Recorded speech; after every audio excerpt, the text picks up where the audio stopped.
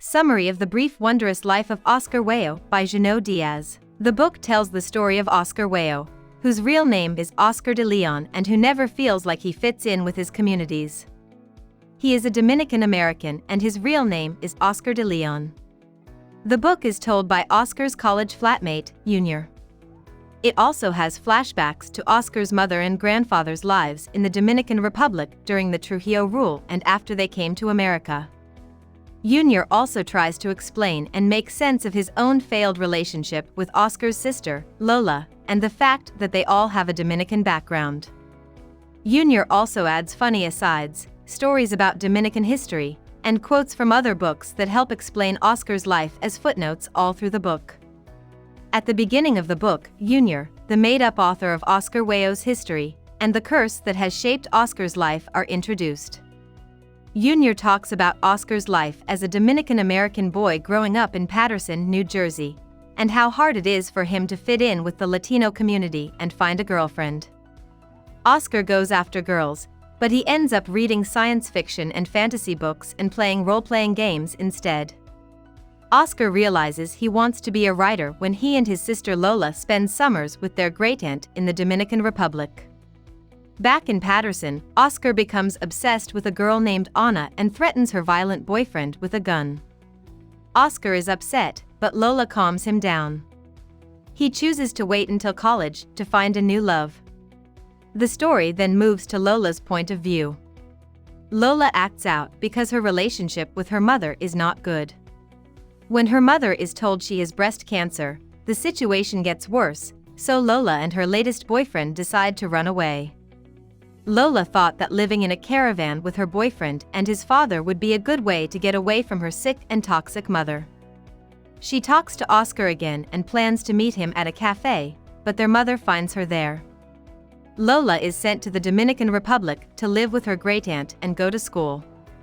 She gets used to being a real Dominicana and starts to understand her complicated family background. From there, the book goes further back in time to talk about Belly, Lola, and Oscar's mother, when she was younger. Belly lives with her aunt, La Inca, in Santo Domingo's Ban, which is a pretty poor neighborhood. Belly doesn't fit in at her elite private school because she has dark skin and is strong-willed. As she gets older and becomes a terrible beauty, boy-crazy Belly starts to get attention from the wrong kind of guys. Her best friend, who is known as the gangster, works for the tyrant Trujillo. When Belly gets pregnant, she soon finds herself in way over her head. The thug tells Belly that he is married to Trujillo's sister and that Belly must get rid of the baby and leave. When Belly says no, the gangster's wife beats him and leaves him for dead. With the help of a magical mongoose, Belly gets better, but she loses the baby. She is ashamed and has to leave for America. On the plane to New York, she meets the man who will become the father of Oscar and Lola.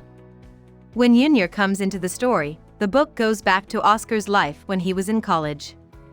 While Oscar goes to Rutgers University to study creative writing, Junior moves in with him to be closer to Lola, who he likes. Junior tries to change Oscar into a Dominican-American player, but Oscar fights against this change. Junior and his friends call Oscar Oscar Huello and make fun of him all the time. Oscar doesn't care about these jokes, so he makes an odd friend with a beautiful girl on campus. He is crushed when she keeps seeing other guys, though. Oscar gets really sad at the end of the school year and tries to kill himself. He lives, and Junior tries to help Lola put her life back together, but he mostly has trouble keeping up with all the people he is sleeping with. Still, Junior shows how much he cares about Oscar by staying in the same room with him for another year. The book goes back to Lola's point of view as she gets ready to leave Santo Domingo and go back to the United States. Even though Lola wants to stay in the Dominican Republic and stay away from her controlling mother for a while longer, the death of a boy she was seeing makes her realize that she needs to do what's best for her family. She gives the boy's family everything she has saved up and meets her mother at the airport. Abelard Cabral, Belly's father and Oscar and Lola's grandpa, is brought up in the book to show how far back in time it goes. Abelard doesn't want anything to do with Trujillo. He is a doctor and a scholar, and he comes from one of the wealthier families in the Dominican Republic. He backs the government to keep his family safe, but he loses when Trujillo decides he wants to date Jacqueline, Abelard's beautiful oldest daughter. Abelard is taken by the Trujillado, Trujillo's police, and put in jail for refusing to do what Trujillo asked. However, rumors say that Abelard's real crime was writing secret, slanderous books about Trujillo's connection with the fuck curse. Abelard's wife gives birth to their third girl, but soon after, she kills herself. Abelard will spend the rest of his life in jail. The three Cabral sisters are separated, and the two older ones die too soon. Belly, the family's third daughter, is sold as a maid to pay off bills. In 1955, La Inca finds her and brings her to Ban, where she starts a new life. Back in the 1990s, Oscar has finished college and moved back to Paterson with his mother to teach high school English instead of becoming a writer, which was his dream. He has a lot of trouble with depression, and his lack of social confidence makes him even more alone than before. Oscar goes back to Santo Domingo 3 years later and meets Ibon, a prostitute who lives next door to La Inca. Oscar falls in love, even though his family doesn't like it. The Capitan, Ibon's biggest customer, is starting to notice how much time Oscar and Ibon spend together. He threatens violence against them. When the Capitan sees Ibon and Oscar kiss, Oscar doesn't care and gets a hard beating. Oscar lives, just like his mother did years before. He goes back to the United States to get better. Oscar is not finished with Ibon or Santo Domingo, though. Oscar asks Junior for money instead of going back to high school to teach. Junior gives it to him as a peace gift to Lola, with whom he is fighting again, but he doesn't know that Oscar will use it to go back to Ibon. Oscar's plan stays a secret until he is on the plane to the Dominican Republic.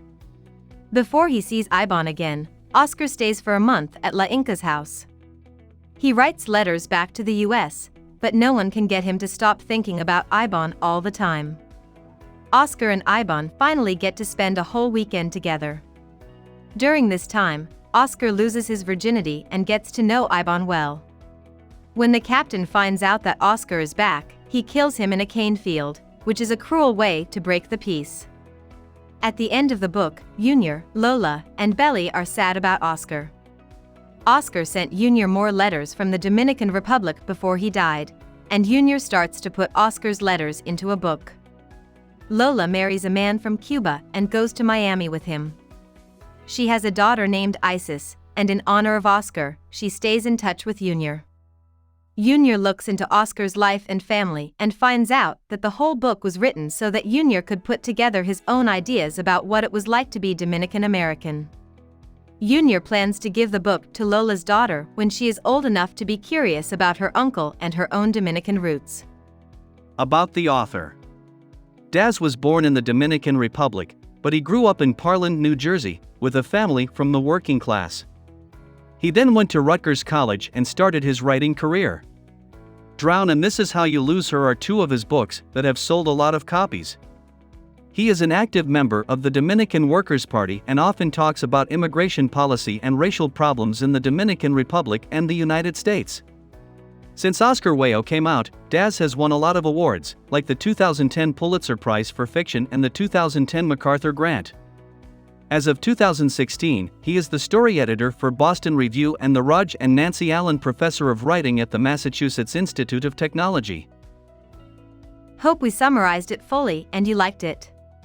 Please hit the like button and subscribe to our channel so that we are motivated to create more videos.